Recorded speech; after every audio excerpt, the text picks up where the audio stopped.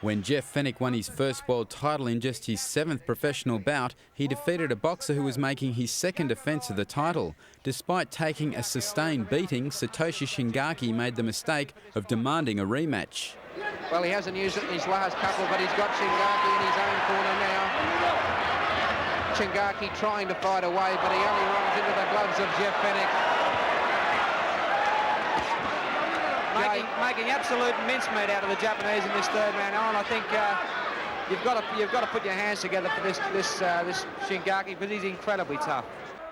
Jerome Coffey was in his 6th year as a professional when he faced Fenech. Undefeated in 26 fights, many believed he would have too much experience and skill for the Australian, who was still in just his 14th month as a pro. Sting in the gloves of Jeff Fenech. Another good left and another from Fenech. Right, and another left and right. And Coffey's in trouble over in the neutral corner. A good round for Jeff Fenech. Having outgrown the Bantamweight title, Fenech moved up a division to face the lethal fists of Samat Payakaroon.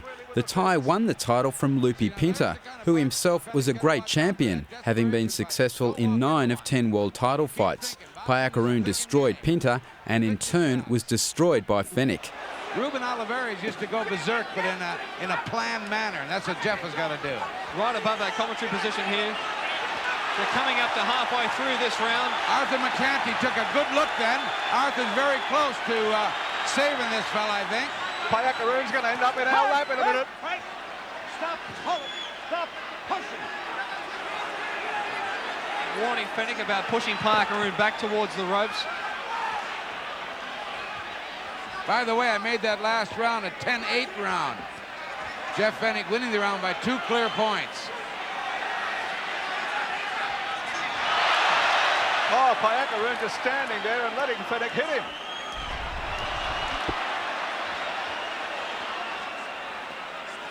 Well, the only thing that's getting Jeff Fenech tired is throwing punches. Another warning there to Fenech to stop pushing. He's hitting Payakaroon at will now. The Thai boxer is down. He's out. He's finished. It's over. Fenech is the winner. Fenech is the world champion. Payakaroon is finished. Jeff Fenech. What a sensational finish to this fight. A tremendous knockout by Jeff Fenech.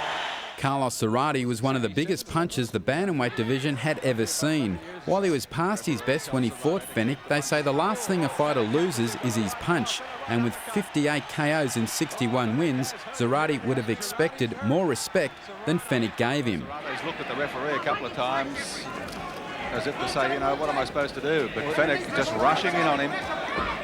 Well, unfortunately for King Carlos, the referee can't stand in front of Jeff Fenech for him, and Jeff Fenech is all over him again in the corner, and he's chasing him down. He's down. Zarate is down. Will they put the count on him this time? Like Zarate, Victor Cagus was a murderous puncher. Having won a world title at Super Bantamweight, the Puerto Rican was looking to become a 2-time world champ when he faced Fenech for the vacant WBC featherweight title in March of 1988. In what can best be described as a street brawl, Fenech prevailed in the 10th.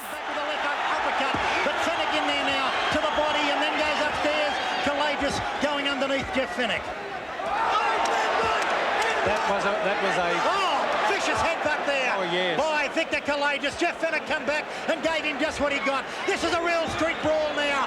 The boy from Marrickville and the boy from the streets of Puerto Rico. It's a strange game, and there have been plenty of knockouts in final rounds. Oh yes, that's the punch that'll start the lot. A great leg top from Fenech. Fenech is trying to wrestle his man around now. Oh yes, good left by Jeff Fenech, and he's again into Victor Cagus up against the ropes. There's the body punch. That goes up. It's all over. It's all over. Cagus is done. He's done it. He's done it. In round 10 has won the fight. You take it, Case. Okay. Well, I must say that was a marvellous performance by Jeff Fenech. Georgi Navaro was touted as the new Sugar Ray Leonard, but his rise to the top was permanently derailed by Fenech. Batters George Navaro. Navaro trying to pull up his shorts as he goes almost to the ground. Let's go. Fenech now hits him with a right. Beautiful punch. Navaro on his bike, and who can blame him? As Fenech must be getting tired from raining blows. He's tough, Navaro. He's been down twice in the last round. but he is almost out. There is no defence now. 1:22 to go, and Navaro's one punch away from being he defeated. stopped it! Yes, He stopped the it! fight. Fenech wins in the 5th round. Fenech wins. The fight has been stopped.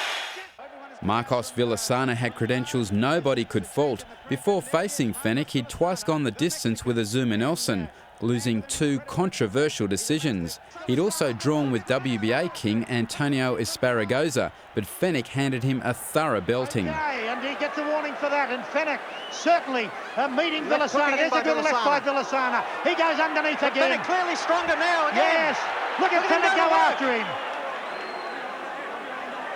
No behind the head, he's warning to Fenech. Fenech chasing after Villasana now. He's just mauling the Mexican. Well, that's what he does best. He mauls so well. Villasana always threatened to use illegal tactics. Cortez, the referee, warned him before the fight that he wouldn't tolerate it. He's going to have his work cut out tonight because Fenech hit him as he slipped. It was a slip by Villasana, and Fenech tried to nail him as he went down. Fenech chasing the Mexican now. Oh, this is a roughhouse here. We expected it, and it is on. Fenech now has Villasana just on the ropes near the neutral corner. Villasana fights his way out. Fenech hitting hard and coming in with the elbow too. The class of Villasana came through the following year when he won the vacant title, which he defended 3 times. Mario Martinez never won a world title, but having twice fought Azumah Nelson, including a highly disputed points loss, he was one of the best featherweights of his time. Fenech had to overcome a knockdown as well as damaged hands to beat the Mexican tough man. Of course, the first Nelson fight pitted Fenech against his greatest opponent. The African warrior had already booked his place in boxing history when the 2 men met in June of 1991. Few can forget the fight. There's the best punch by Fenech all night. That's the best one. There's another one real hard. That one shook Azumah. And the crowd feeling that maybe Fenech had Nelson on the ropes. He didn't have on the ropes, but he certainly wobbled him. He certainly wobbled Azumah. Azumah's in a defensive stance on the ropes, taking everything that Fenech wants to give. Fenech continues to press the attack. Big turnaround round here for Jeff Fenech of Australia. But also missing wildly. Digging into the ribs is Fenech. Now he goes upstairs. He's missing a lot, but a lot of those are landing. Watch the side, guys. Watch the man. Come on, work out of there. Now back comes Azumah Nelson. And that's what you call fighting off the ropes. 4 or 5 hammering shots from Azumah Nelson. But Azumah has been taking a pounding as Jeff Fenech is taking this round. While Fenech continued to dominate, the result left the Marrickville mauler devastated. 14 to 114, a draw. The decision is even.